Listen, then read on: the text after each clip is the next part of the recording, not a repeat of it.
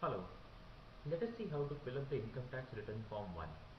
ITR 1 is the simplest of all the income tax return forms and should not take a long time to fill. This is how the ITR 1 looks like. If you don't have the form, you can download it from my website. Let me magnify the form while we go over it in detail so that you can see it better.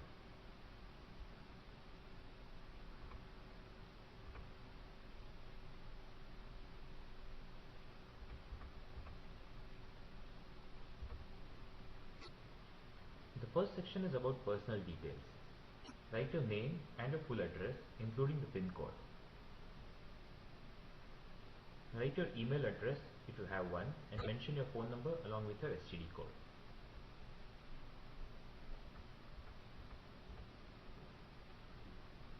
Write your permanent account number. Make sure that it is exactly as it appears on your PAN card. Then write your date of birth.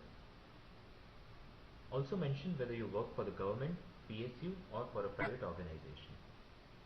Also mark your gender.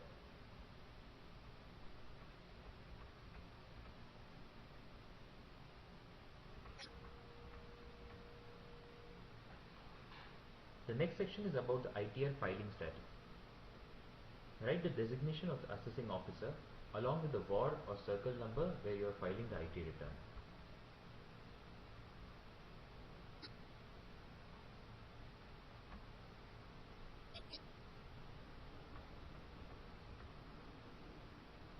In the return file intersection field, write the 2-digit code under which you are filing the return.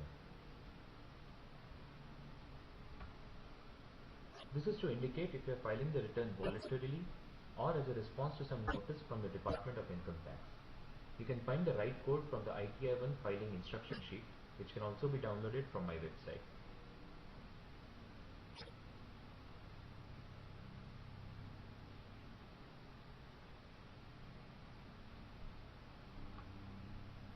Then mention if you are filing an original return or a revised return. In case you are filing a revised return, you would also need to indicate the receipt number and the date of filing of the original return.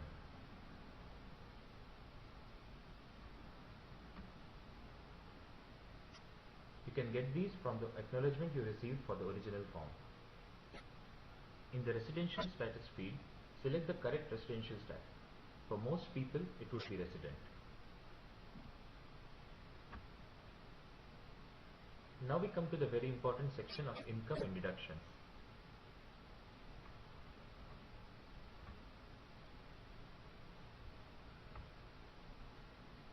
The very first field is income from salaries.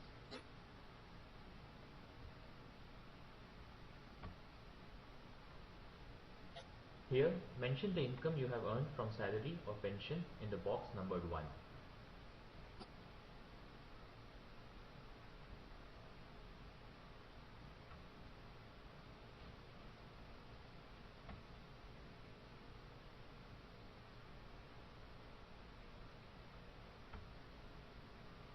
Now we come to income from other sources. In box 2A, mention the income received from family pension, and in box 2B, mention any interest income you have received during the year. This is normally the interest you have earned on bank fixed deposits and savings bank accounts.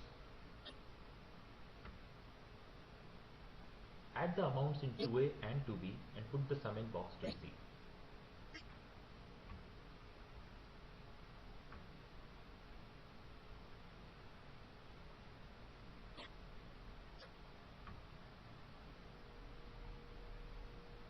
Add the amounts from boxes 1 and 2C and put it into box 3. This is your gross total income for the year.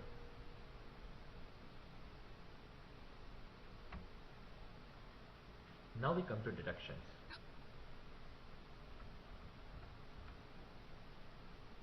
This is where you put the investments you have made to save tax. ATC is where the bulk of your investments would go.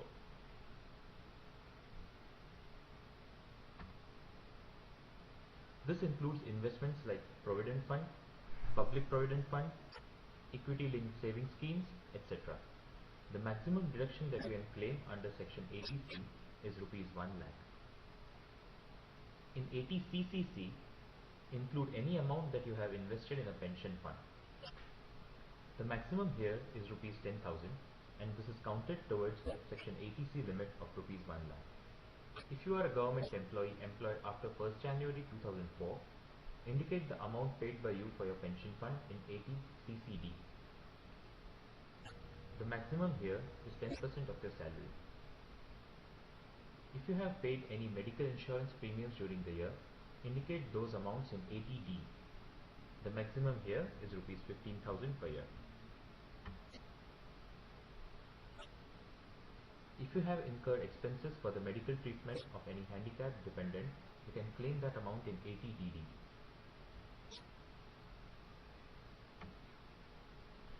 If you have spent on medical treatment for yourself or your dependents, indicate the amount in 80DDP. Please remember that this expense has to be for diseases specified in this section only. If you are paying interest on an educational loan for yourself or your spouse or your children, the interest can be claimed in 80E. There is no upper limit on the amount that you can claim here. 80G is for claiming any qualifying donations that you have made during the year. 80GG is for claiming deduction for rent paid by you. The maximum here is rupees 2,000 per month or rupees 24,000 per year. 80GGA is for claiming deductions for donations made for scientific research or rural development. 80GGC is for claiming deductions for donations made to political parties.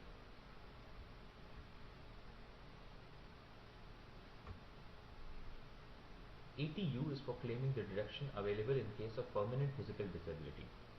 The deduction allowed is a lump sum of rupees 40,000. That completes all the deductions.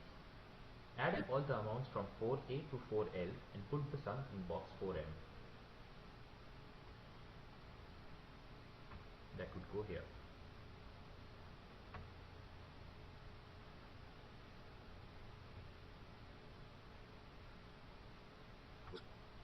Subtract the amount in box 4M from the amount in box 3 and put it in box 5. This is your total income for the year.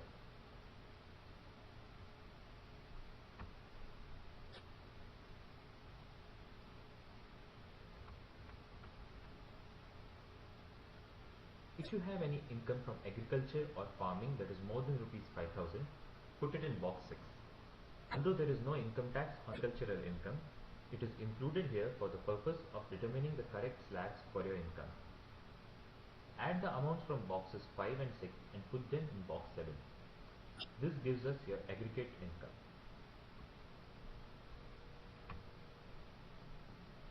Don't write anything below this. Move on to the next page.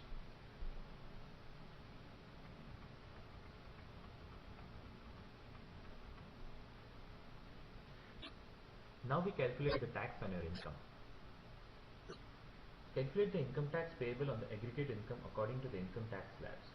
Put this amount in box 8A. You can visit my website to know the latest income tax slabs applicable to you and calculate the income tax based on it. In 8B, you have to put the rebate for agricultural income. This is the tax only on the agricultural income component of your aggregate income. That is, it is a tax calculated as if your only income is the agricultural income. Calculate this and put